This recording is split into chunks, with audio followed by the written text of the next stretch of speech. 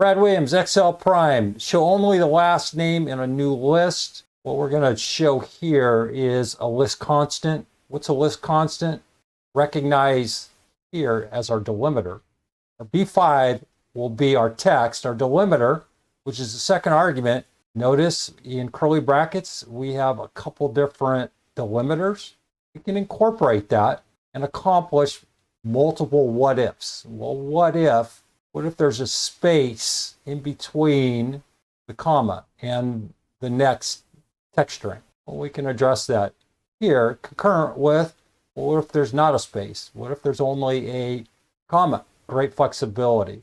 Over here, a brief write-up about the list constant. Read it if you need it. Familiarize yourself here with the delimiter. We're going to get into more complexity as we progress, but experiment with this. You know what I mean?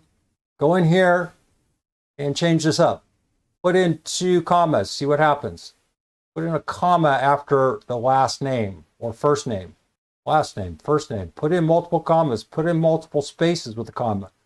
See what happens, and then change up your delimiter. See if you can accomplish with this second argument whatever you're trying to split. Brad Williams, XL Prime. See you soon.